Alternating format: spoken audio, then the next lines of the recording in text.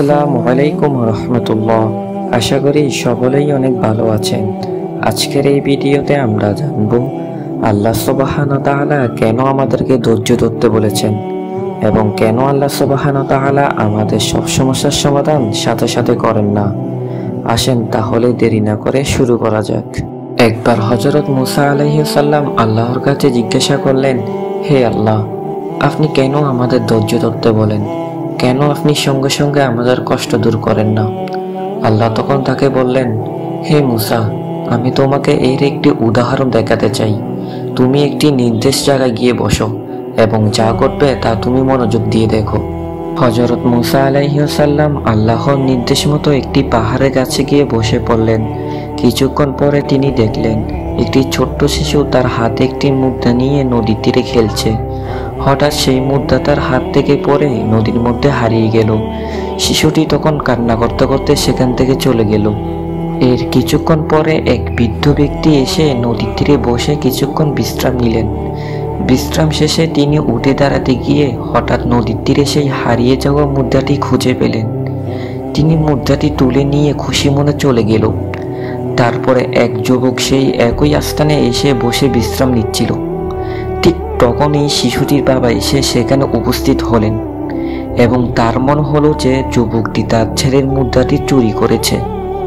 রাগের বশে তিনি যুবকটির সাথে ঝগড়া শুরু করলেন এবং কিছুক্ষণের মধ্যেই তাকে আঘাত করে বসলেন।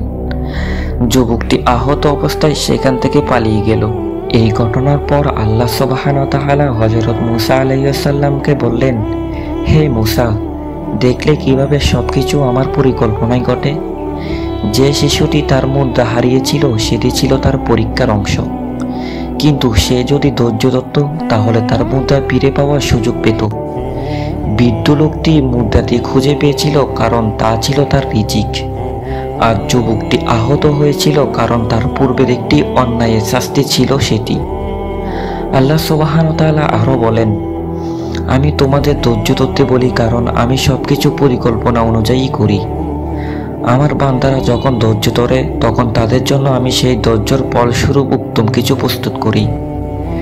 এই শিক্ষা পেয়ে হযরত মুসা আলাইহিস সালাম বুঝতে পারলেন যে আল্লাহর প্রতিটি নির্দেশের পিছনে একটি গভীর হিকমা বা জ্ঞান লুকিয়ে থাকে। ধৈর্য ধরলে আল্লাহর পরিকল্পনা অনুযায়ী উত্তম কিছু ঘটে। এই ভিডিওর মাধ্যমে আমরা শিক্ষা পেয়েছি যে ধৈর্য হলো এমন একটি গুণ যা মুমিনদের আল্লাহর নিকটবর্তী করে এবং তাদের জীবনকে সুন্দর করে তোলে। আল্লাহ সুবহানাহু ওয়া তাআলা ধৈর্য ধরতে বলেন কারণ তিনি প্রতিটি কাজের পিছনে সঠিক সময় এবং সঠিক পরিকল্পনা রাখেন। বন্ধুরা, ভিডিওটি কেমন হয়েছে তা কমেন্ট বক্সে বলে যাবেন এবং এমন নতুন নতুন ইসলামিক শিক্ষামূলক ভিডিও পেতে আমাদের চ্যানেলটি সাবস্ক্রাইব করে রাখুন। দেখা হচ্ছে পরবর্তী ভিডিওতে। ভালো থাকবেন, সুস্থ থাকবেন। আল্লাহ হাফেজ।